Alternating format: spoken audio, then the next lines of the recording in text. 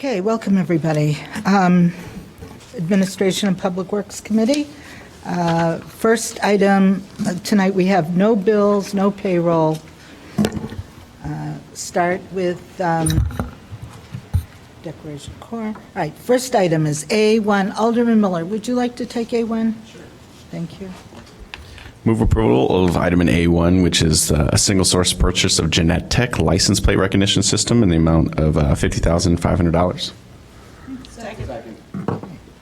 Any discussion on that? Everything's working fine? Okay. All right, hearing no discussion, all those in favor of recommending approval of the purchase to the council, say aye. Aye. Any opposed?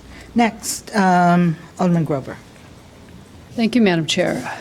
I move approval of our contract with ESI Consultants for the Howard Street Traffic Signal and Intersection Improvement Project in the amount of $59,500, with funding to be provided by the Howard Hartree TIF Fund.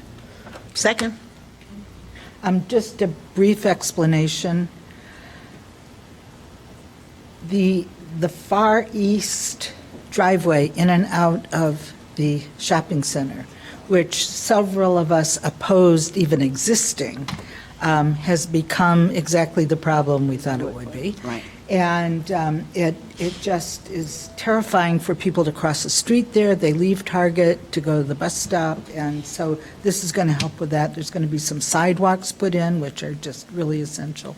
And then on the western entrance, you know, when you drive into the western entrance of the Jewel Target Shopping Center, where there is a light, there is this very dysfunctional configuration of streets going this way, that way, and straight ahead. And that's going to be reformed, corrected, made easier and more sensible and less dangerous.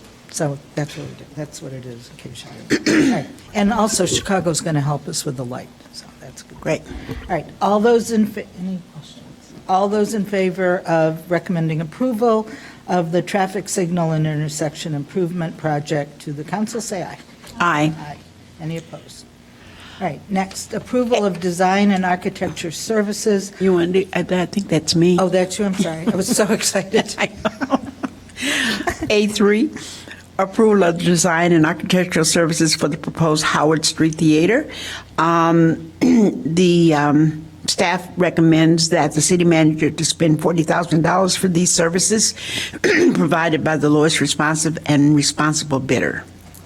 Second, we have Alderman Miller, could we let the citizen comment first and then you speak? Okay. So we've got it on in front of us. Mr. Janad Bisky is signed up to speak on this.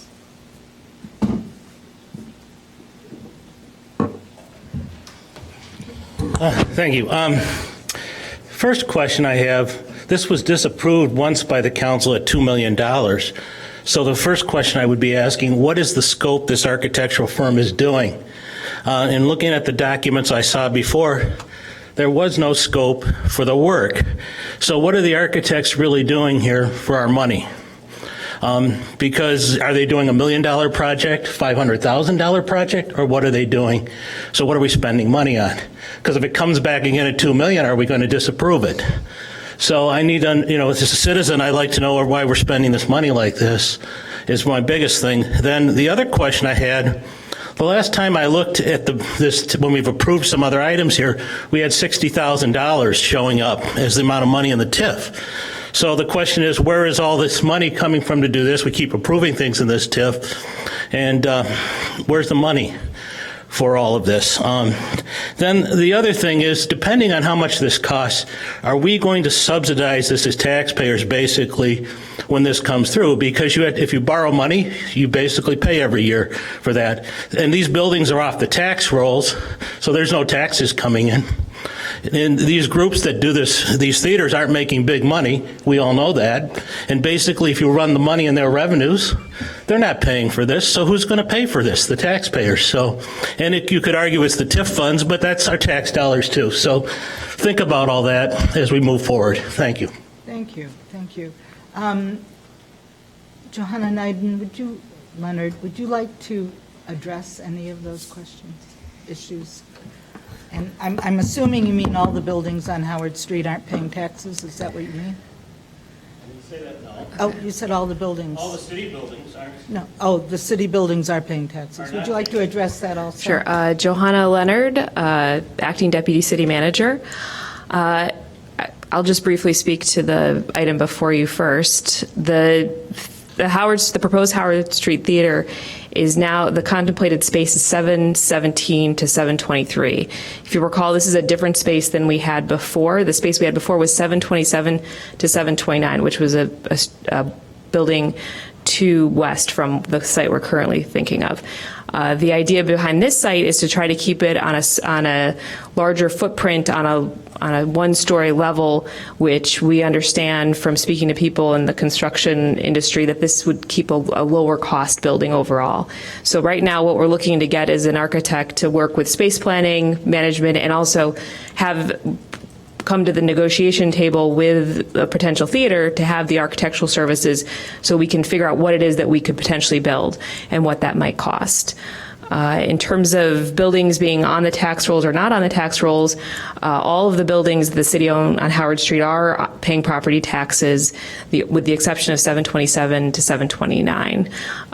We've petitioned to have 717 removed from the tax rolls, but if a building has a tax-generating use in it, by the county's rules, we pay property taxes on those buildings.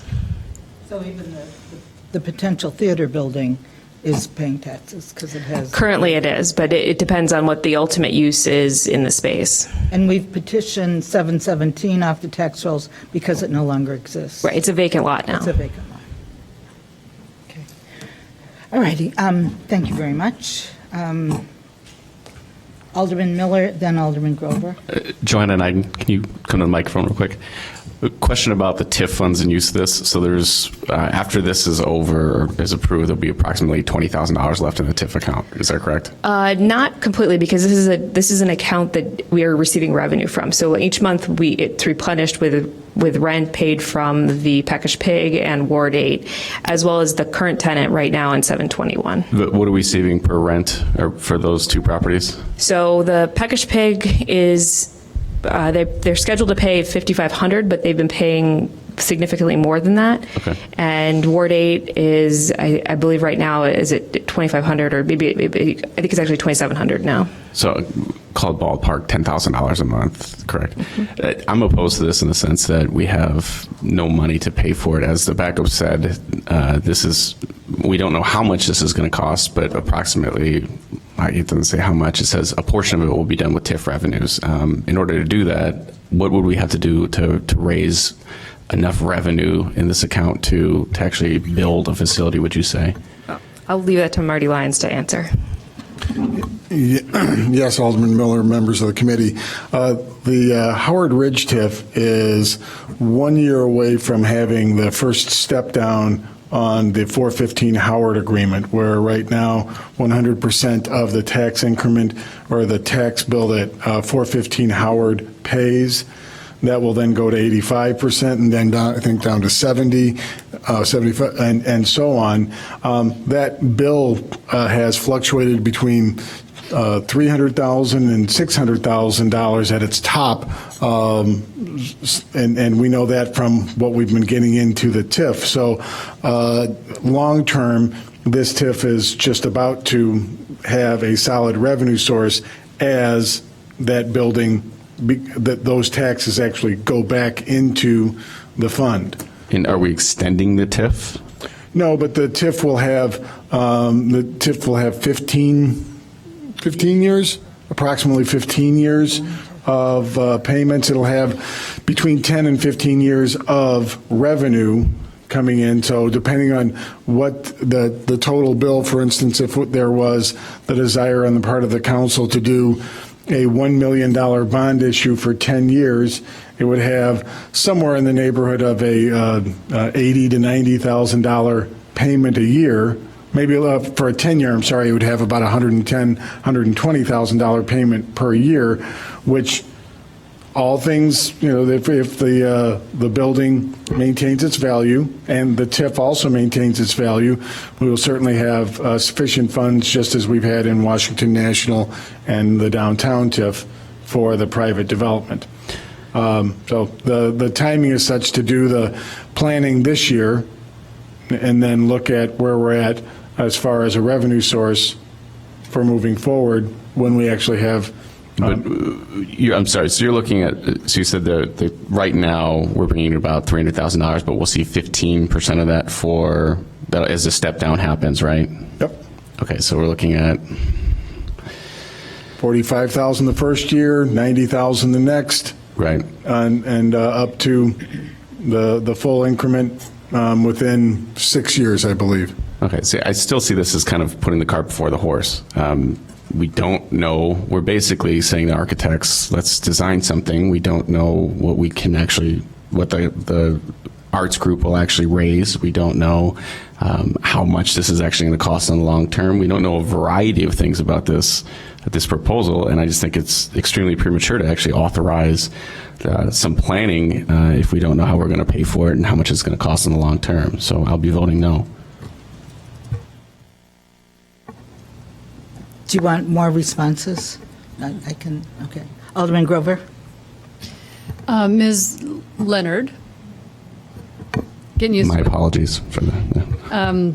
I forget it's my name too. Could you sometimes. clarify the process for development of a theater on Howard Street here and where this step fits into that process? Sure. So right now, this has been a bit of a roadblock because we don't know what we're building. And why this has to be the next step? Right. And so we have certain theater companies that are engaged and interested, but they're looking at all of their options right now, whether they're here or someplace in Chicago.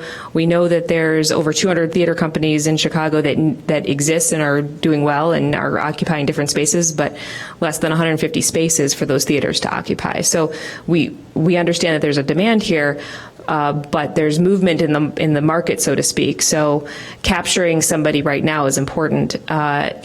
So designing a space and being able to work with the potential theater companies on what they need, because everyone's a little different, their puzzle fits together a little differently, but designing a space and then figuring out how much it costs helps us figure out if this makes sense to build and if we need to re-engineer and redesign so we can fit to a budget that works for us as well as the theater company. Because another piece of negotiation would be returning to council at a later date saying, here's how much it's going to cost, and here's our theater partner, and they're going to raise X, and we're going to potentially spend this, but we won't spend it until they raise their money. So being able to have that partnership agreement, but we really need to come to the table with a plan for what we're going to build.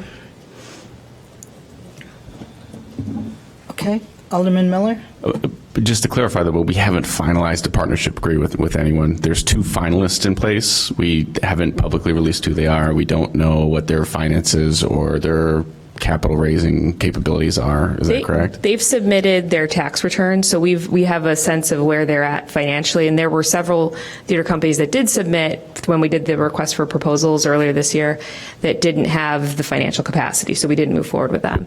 I think most of the theaters are hesitant to move forward because they want to see that we're making this next step towards planning, and they want to see, just as we want to see a good partnership in what they can raise, they want to see a good partnership in what we can provide to help build this. We haven't seen that as a council, right? I haven't seen it. No. Okay. No. And that's part of my problem is I think we're moving down a path that, it's still up in the air, and I'd like to see more definite numbers, facts and figures and capabilities. Alderman Holmes?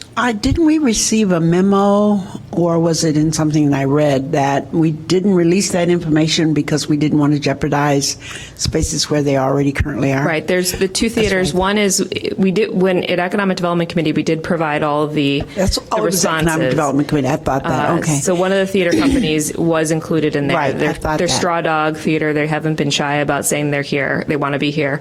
And then the Hypocrites are another theater company that we've been talking to as Right, well. yeah. But we don't know what their plan is. Right. I think that we as a council bought into this vision of revitalizing Howard Street, and this is a next step. And although maybe I don't even want to say risky, but it's just a chance that we have to do to make this vision become a reality. Otherwise, we're just sitting there with buildings, and I don't think that's why we purchased the buildings. At least that's not why I voted to purchase the buildings, was to have them sit there. So I think that we have to consider that, and everything is not as clear maybe as we would like for it to be, but I think it's something that that is the next step to doing what needs to be done. Just to address mostly Alderman Miller's concerns about our not really having good information. We've had numerous meetings of a focus group that had people on it who are so highly skilled and involved in the theater industry, including Tim Evans, who runs North Lake Theater, including Mark, whose last name what? Okay, whatever. Who is a MacArthur Grant resident at the Chicago League of Theaters and the Chicago League of Theaters executive director.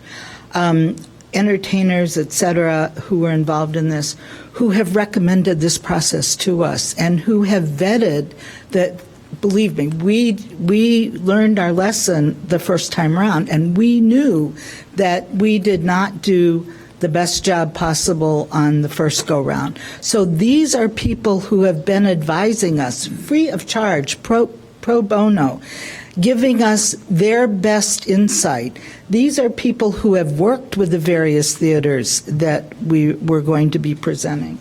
So we felt really confident. They reviewed their financial documents. They have sold out performances and highly skilled awards. Once we present the groups, and you're free to have the economic development packet. It is really amazing the awards they've gotten, and Chris Jones, the theater critic, has embraced both these theaters and has told us at any time we need more advice, we can go to him. But we think we've had some pretty exceptional advice and counsel by theater professionals. And this was the original vision for Howard Street. This was going to be what promoted the street. We have, Peckish and Ward 8, another restaurant on its way. We're showing another building to somebody else soon. These people are all waiting for this to happen. This is going to be the jewel in the crown of Howard Street. Also, in terms of increment for this TIF district, there's a purchase for 741 Howard right now. That's a building in excess of $1 million. There is an offer, an agreed-upon offer on 701 Howard. I mean, we have generated this excitement. A building had not been sold on Howard Street for way over 10 years. The 745 Howard was the last building bought and sold. And, since we got involved, people are interested in the street. They truly are. So that's a good thing. There has been an appraisal on a property that we do own that is in excess of $150,000 more than we paid for it. So we are increasing the property values on Howard Street, and that's what increases the increment. And as I've said before, and I'm pretty sure you were here when I said it, our downtown, that didn't happen because we waited for somebody to come along with $23 million to build all those buildings. We bonded for $23 million because our financial staff sat down and projected revenues over the 21 years. And that's how we did it. That's how, you can't make things happen if you wait for the increment to trickle in. If you have certain projects that are going forward that are going to make money. Now, will the theater make a lot of money? The theater won't make a lot of money for themselves. They don't seem to do that. But they do generate revenue, and we have all sorts of accounting studies showing how much money theaters generate in terms of revenue for other people. And so that's very important. And if we do not sell the theater building to the theater, we're in a position, as Ms. Leonard told us today, to use tax increment financing money or pay bonds that we sell to recoup the revenue from the increment. We can use that kind TIF money to build out the theater. If we sell the theater, we can't. So we're only interested in selling all the other buildings. I don't think we've decided we want to sell the 721-23 building. So I understand there are people who have objections to TIFs I'm sorry, that have objections to TIFs and feel that it is diminishing their ability to use other taxes. It doesn't always work like that. We've not made any mistakes so far. We've not made any mistakes. Alderman Rainey, Yeah. you're asking me to.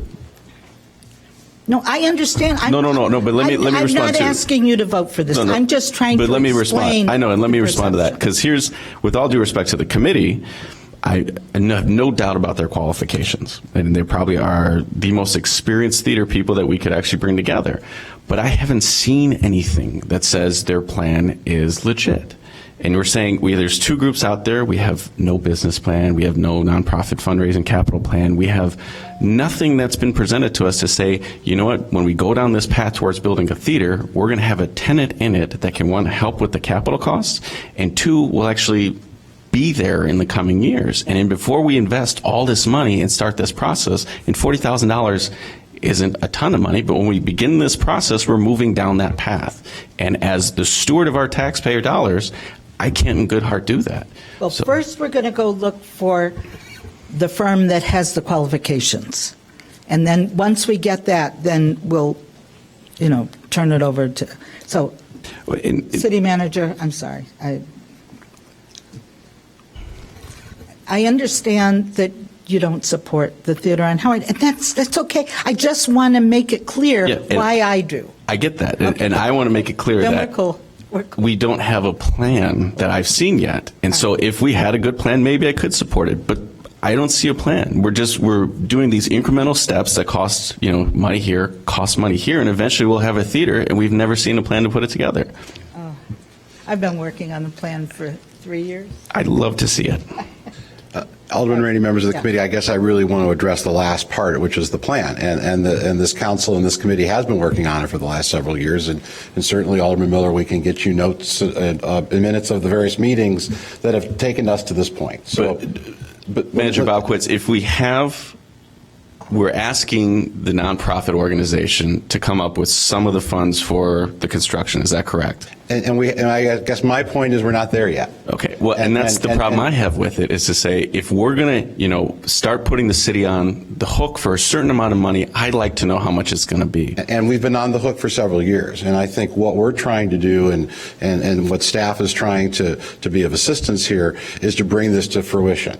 We have another property issue on later this evening, which has a lot of similarities to it, as we Right. try to come up with a plan that makes sense. We've worked through a first scenario with this, which did not work, because ultimately, when we brought the very plan that you're asking for back to the council the first time, there was a feeling that didn't make sense. So what we're trying to do now is come up with a second plan. As I think Alderman Rainey said, it would be great if there was a different process, and if there was an easier process, and if we were working with partners that had the financial wherewithal to do their own visioning to come up with this. But we don't, and that's not the nature of this particular endeavor. What the nature is that we need to continue to make this investment. We need to be able to help work with these partners on what a building may look like, and then back into, once we have a building that makes sense artistically, will it make sense financially? And that plan will then come before this council for consideration. We need to actually have all of our ducks in a row and be completely aware of all the potential costs and what the city taxpayers will have to put forth in order to make this happen before going forward with the plan. That's the problem. And I think that's ultimately the decision for the city council. And that, I think, kind of perhaps brings this conversation full circle, is that this investment is what your staff is recommending that we need to do to get to that point. If the council agrees, we will move forward. If the council does not agree, we will not move forward, and then we'll have a different discussion as to what to do with these buildings. So I think that's what this really comes to. If we are able to make this investment, we will be able to come back to the council with a plan. They'll be fully, I think, address all of the issues that you're very appropriately raising, but we're not there yet. And so we move forward with this investment this evening, or these projects end, and then the city council has a different set of discussions it needs to have. Okay, just one thing, Alderman Grover, first. The people that we have before us, that you don't have before you, but you will after this meeting, are people that were vetted by the focus group, the theater experts. We had all their financial information. They have the we would not be at this point. We sent we're sorry letters to several, maybe 4 or 5 groups. These are people who have the capacity, but they've had locations for 20, 30 years and didn't need a new location. So I'm just saying that it's not like somebody just called us up and said they want to be our theater. They know they have an obligation, and yes, they are going to put together a plan. They cannot ask their boards to conduct a capital campaign until they have some campaign to conduct, and we haven't told them we want you. I trust you with Okay. that, but I need to verify it, and I Okay. haven't seen it. I know, you will see it, okay. And maybe the next issue that we bring, you'll be in a, all right, Alderman Grover, I'm sorry.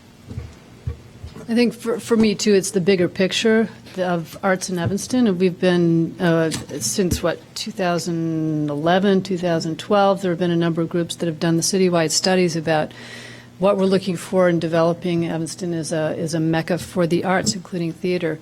And this fits into that larger citywide vision for what the recommendations were from those other experts in the other studies. We're making this happen, too. So this is the implementation of a larger cultural arts plan for the city. Hopefully, that's the plan. Yeah.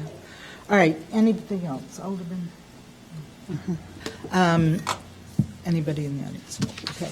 All those in favor of recommending design and architecture services for the proposed Howard Street Theater, first, the qualifications, and then up to $40,000 for design services, say aye. Aye. Any opposed? Nay. Okay. That is noted. All right, now it's my turn.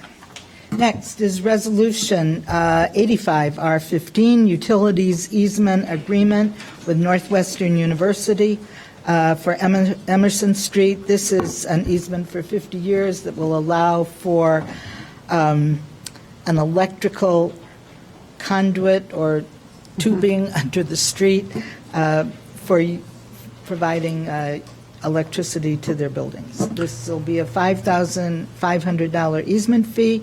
It's an annual, I think they're going to pay it all at once, right? They are? Because we might not be here in 50 years.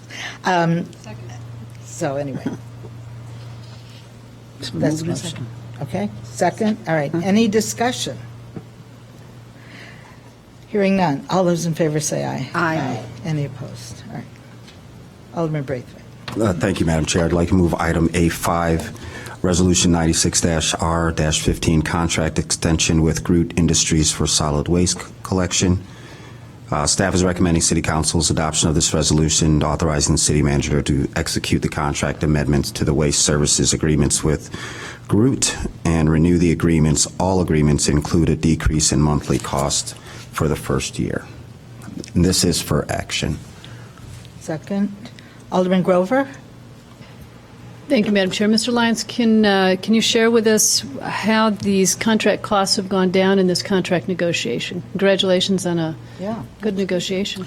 It's only for the condos. But it only says for 1 year. For a year. So Every little bit counts.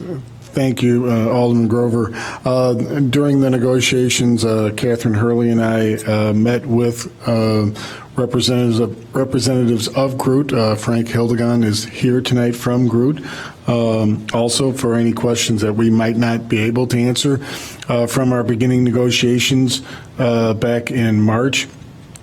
Groot came to us with a 10-year plan originally for a wide variety of service changes, and the city has been in on again and off again, and we're now back on again in discussions with Skokie as far as looking at intergovernmental provision of solid waste services. Skokie has slightly different services than the city, but they are interested in talking again. Their contract is up in 1 year. And while we wanted to do 1 year, our choice was 1 year at no increase or 2 years at a 5% decrease for the residential refuse and residential yard waste. And we felt that that was a very equitable deal going forward. And the 10% decrease for the commercial represented also a good deal. The one reason for the city pressing for these decreases is our knowledge from being a part of the Solid Waste Agency of Northern Cook County. And although Groot is not compelled to take they have to take our residential waste there, commercial not necessarily so, but we have seen a 15% decrease in our tipping fee through Swank. So we know that there's the potential for costs to go down, so we stayed with our position that costs needed to go down for our services.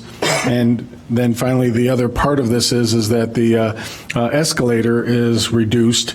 The escalator before was 4%, and we have a 1.5% to 3.5% escalator, with the actual number being the consumer price index, with the max at 3.5%. So I hope that answers your question. Alderman Holmes.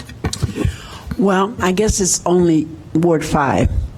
But I continue to have complaints. I've been saying this forever, and I was waiting for us to really get to the contracts this year. And of course, we kept doing the extension, so I know we're where we have to do this now.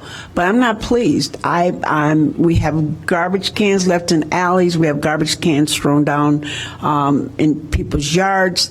It's just not good service. And we've complained about it. I've complained about it from the beginning. And because my residents call me with that. And I'm sure they call 311. They have to. So it's a service issue for me in terms of when are they going to improve those services. And like I said, if it's only Ward 5, then it's only Ward 5. But I have those complaints. Alderman Braker. Thank you, Madam Chair. Alderman Holmes, you are not alone. I have also received a number of complaints as well, both in phone calls and when I review our 311 calls that they send to us every week from staff. And so I also was real surprised when I read through the memo, because I hoped that we would have a lengthier discussion with our staff before this recommendation came up. And so it's a little bit confusing to me in the memo when I've read through this. I see that our current waste contract is up October 31st, and yet and that's just for the solid waste, but then we're extending or making recommendations for extensions, which just seems a little confusing to me, because it sounds like we're supposed to be bidding on this in 2017.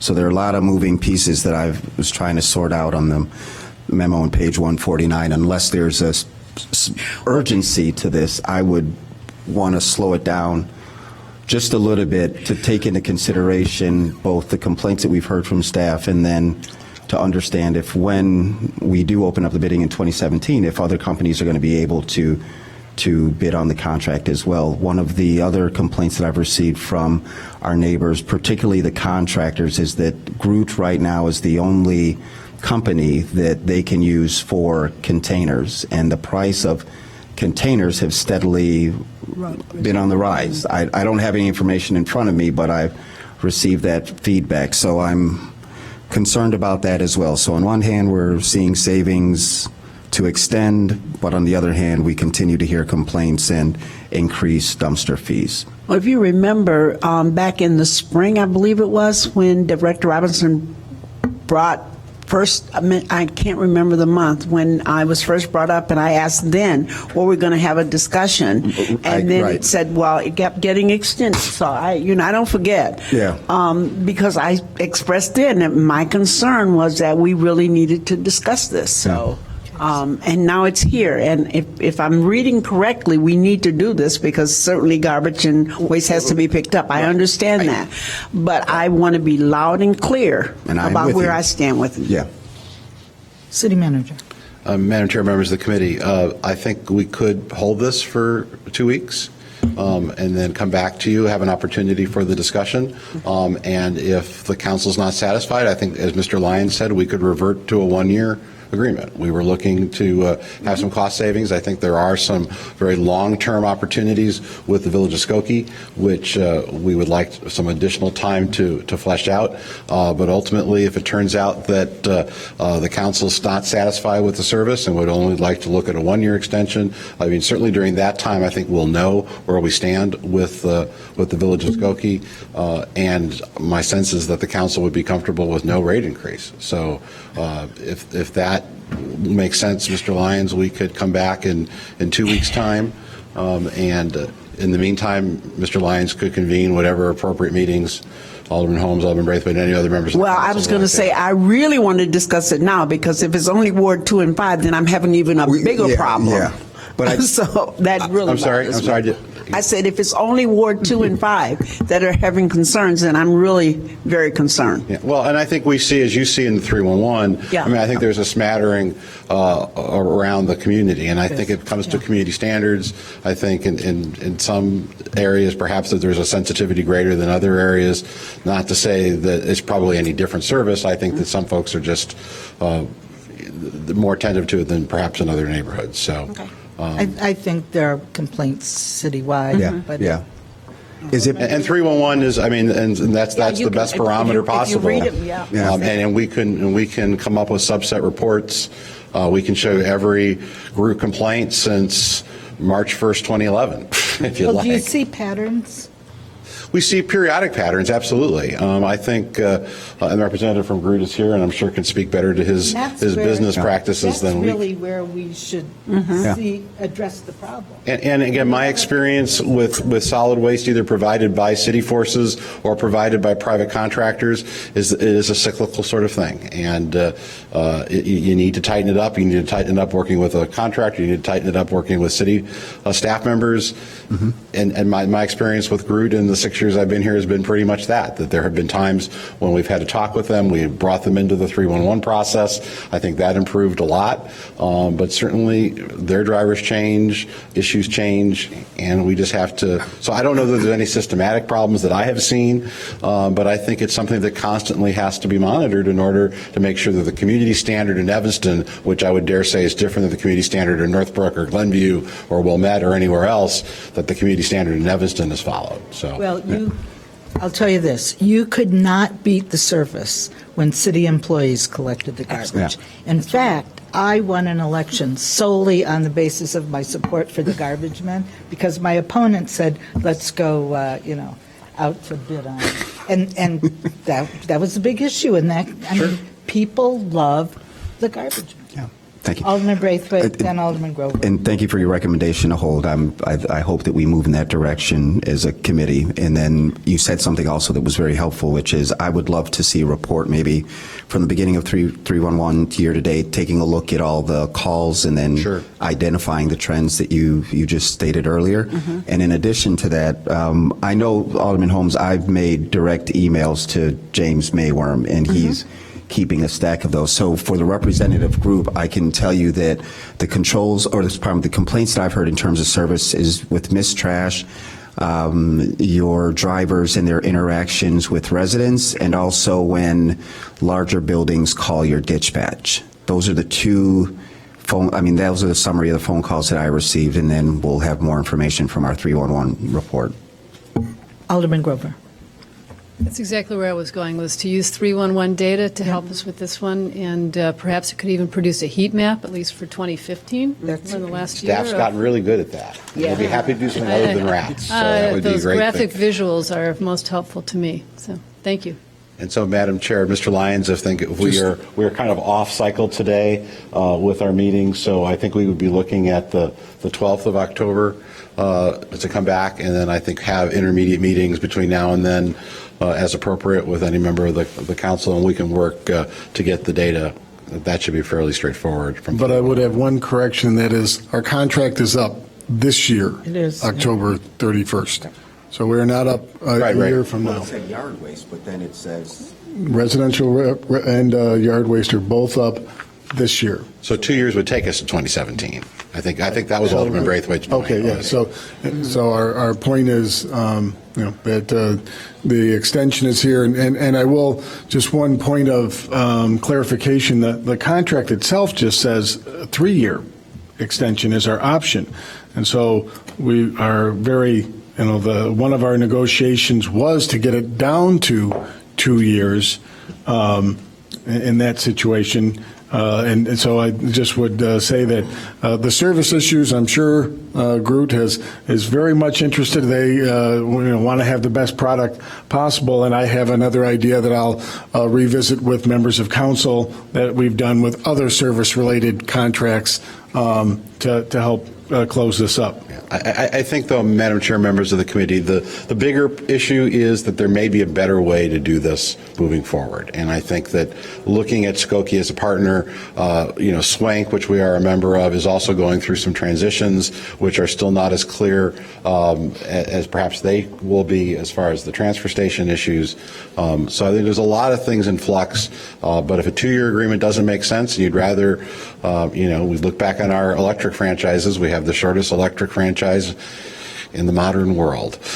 So it would not be unusual for this council to have an alternate plan dealing with franchises. So, Madam Chair, I think if you could want to continue this item, keep it in committee, and then come back on October the 12th, we'll have additional information. But we have to do it then. I mean, it has to be handled then. If not, otherwise, Mr. Lyons and I have other things we're going to be doing with our days other than other than what we currently do with our days. Why not? Whatever it takes. I think we're both prepared to. If we got to pick up trash, we'll pick up trash starting November 1st. We all be the supervisor by ward. I think Mayor Emanuel still has that plan in his drawer, and he'd be happy to share it with us. So, thank you. All right, so we're going to hold. Could I have a motion? Madam Chair, I'd like to move the whole item, or Resolution 96-R-15, the contract extension with Groot Industries for solid waste collection. Second. Second. All those in favor say aye. Aye. Any opposed? All right, and I'll explain it, when we get to council. All right, next is Alderman Miller. Move to introduce ordinance 124-0-15, which is the 2015 A and B general obligation bond issues. The A schedule is not to exceed $14 million, and the B schedule is not to exceed $11,475,000. This is for introduction. Second. Is there a second? Second. All right, I'd like to ask a question of this. Library fund. Why aren't they doing their own bond issue? This is, so they will pay for it out of their own, but the library itself does not have the authority to issue debt. The city issues debt, and the library can pay, but I can be corrected if I need to. They're not a taxing body that can... They are a taxing body, but they issue...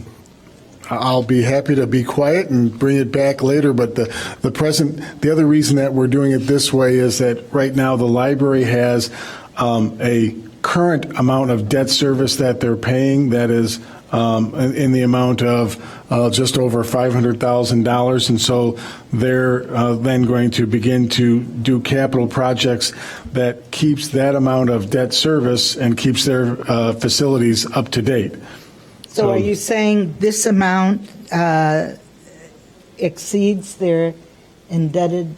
No, this amount will then only produce a $25,000 a year debt service payment because it's $350,000. So it's only going to produce a small. I'd like to know why they can't issue debt. They can't go to bond market. We can have that for the follow-up. I'm not prepared to answer that question. No, I didn't read up on library debt. But I But can have it ready. Another reason for that would be their cost of issuance would be much higher because of the smaller nature But of their issue. they took on this responsibility to be their own taxing body. That is true. I'm just wondering why they can't issue their own debt. Okay, so anyway, that's a question I have, and I'd like to get it. But I'm not going to hold this up because we don't. All right, all those in favor of approving going to the bond market, say aye. Aye. Any opposed? Okay. All right, that ends our meeting. Move to adjourn. For those of you who may not know, we're going to have a ceremony now whereby we will be naming this room, the council chambers, after a former mayor, Mayor Jay Lytle. Okay. And that's what the crowd is. All invited to attend. Yes, of course. That's why I told you.